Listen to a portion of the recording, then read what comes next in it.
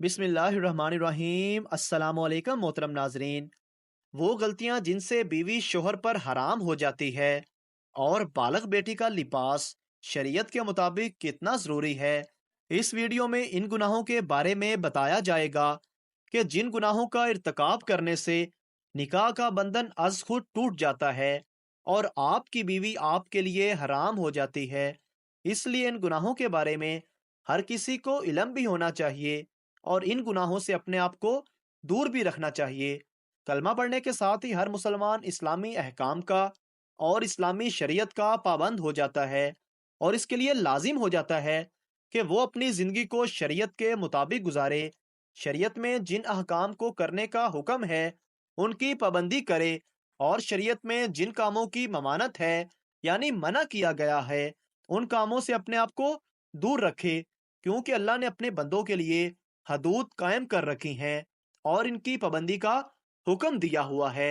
कुरानी तालीमात मुसलमान को ये बताती हैं कि उसने कैसे जिंदगी बसर करनी है, किसी रिश्ते के साथ क्या सलूक करना है और क्या सलूक नहीं करना।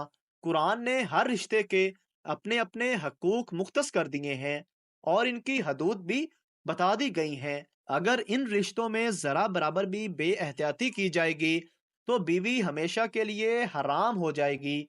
यानी ऐसा होने से मियाँ बीवी का निकाह टूट जाता है। इसमें सबसे पहली बात मजहब के हवाले से है। अगर मियाँ बीवी में से कोई एक फरीक नाउज बिल्ला दीन इस्लाम को छोड़कर कोई दूसरा दीन इख्तियार कर ले तो निकाह टूट जाता है और मियाँ बीवी का रिश्ता खत्म हो जाता है। अगर इसके बाद वो एक दूसरे के साथ रहेंगे तो ये हराम होगा।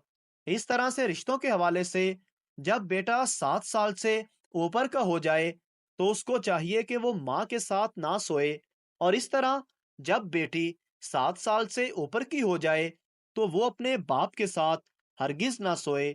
ये शरई हुक्म है, इसलिए इसकी पाबंदी बहुत ज़रूरी है।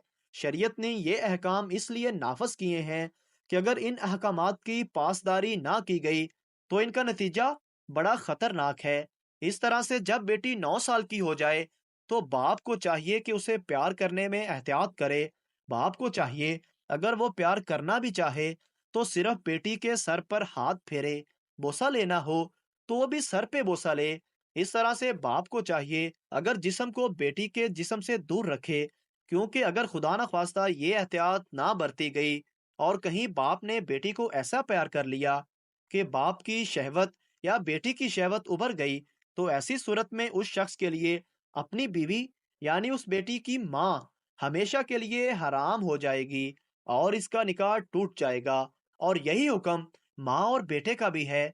इसलिए हमारी अपनी बहनों से गुजारिश है कि वो अपने बेटों से प्यार करने में एहतियात बरतें, अहकाम शरीयत के मुताबिक उनको बिस्तर से और इस तरह से बहनों के बिस्तर से दूर करें। आजकल दीन से दूरी और इस्लामी तालीमात को ना सीखने की वजह से पहले लाड प्यार में बच्चों को बिगाड़ा जाता है, उनको उनकी हदूद नहीं बताई जाती और फिर बाद में रोना रोया जाता है जो बेसूद होता है। इसलिए जरूरी है कि बेटे को 7 साल से ऊपर होने पर बाप के साथ तो सुलाया जा सकता है, लेकिन माँ अपने पास ना सुलाए, और बेटी माँ के साथ तो सो सकती है लेकिन बाप के साथ ना सोए। आजकल रिश्तों में पहले तो बेतकल्फियां इख्तियार की जाती हैं और इन बेतकल्फियों को बुरा नहीं जाना जाता, जो बाद में इस हद तक चले जाते हैं कि फिर मौलवी और मुफ्ती हजरात के पीछे घूमते फिरते हैं कि ऐसी सूरत हो गई है, अब क्या करें, कोई रास्ता निकालें। खुदारा अहकाम शरीयत को सीखें, उनको वक़्त दें, उनके मुताबिक ज़िंदगी बसर करें ताकि हमारे घरों में कोई ऐसी नौबत ना आने पाए। शरीयत ने इसलिए ये अहकाम सादर किए हैं कि दो मुखालिफ जिनस एक जगह इकट्ठे ना रहें, क्योंकि जब दो मुखालिफ जिनस एक जगह इकट्ठे होते हैं तो तीसरा शैतान होता है। शैतान फिर उनके दरमियान वसावस डालता है, क्योंकि इसका काम ही गुमराही की तरफ लेकर जाना है। लिहाजा शैतान के चुंगल से बचने के लिए ज़रूरी है कि हम अपने आप को ऐसे हालातों वाक़यात से बचाएं जिनमें शैतान हम पर हावी हो सकता है।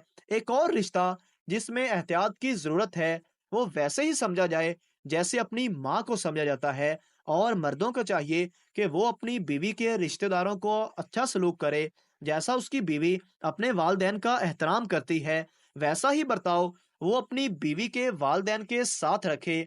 दामाद को चाहिए कि जो हद शरीयत ने तय की है, इन हदूद की पासदारी करे, क्योंकि निकाह सिर्फ बीवी के साथ होता है और इसकी जौजियत के लिए सिर्फ उसकी बीवी हलाल होती है। लिहाजा बाकी रिश्तों के साथ बर्ताव में एक मर्द को बड़े एहतियात की जरूरत होती है।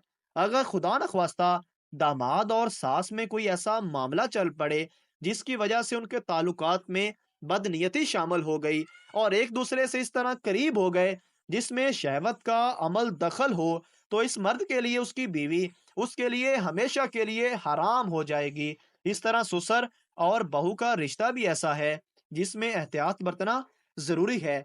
ये सब रिश्ते ऐसे हैं जो कि हैं तो महरम, लेकिन इनकी हदूद है। अब ससुर के लिए हुक्म है कि बहू को अपनी बेटी जैसा समझे, उसको बेटी का दर्जा दे।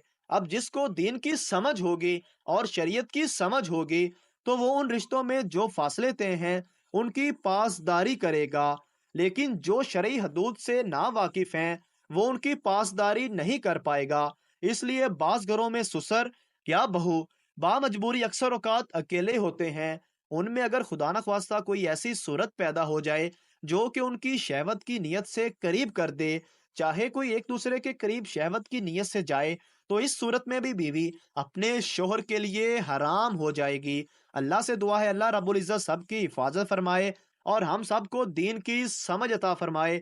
अगर कोई ऐसी सूरत पेश आ जाए तो चाहिए कि मुफ्ती हजरात से इस सूरत के बारे पूछ लिया जाए, क्योंकि वही बेहतर तरीके से बता सकेंगे मामले की संगीनी क्या है और निकाह साकत हो चुका है या नहीं। ये बातें आपको इस्लाम की तालीमात के पेश नज़र बताई गई हैं। अगर कोई इनको तंग नजरी कहे तो ये उसका अपना कसूर है, क्योंकि हम दुनियादारी में इस कदर डूब चुके हैं कि ऐसी बातें हमें तंग नजरी महसूस होती हैं।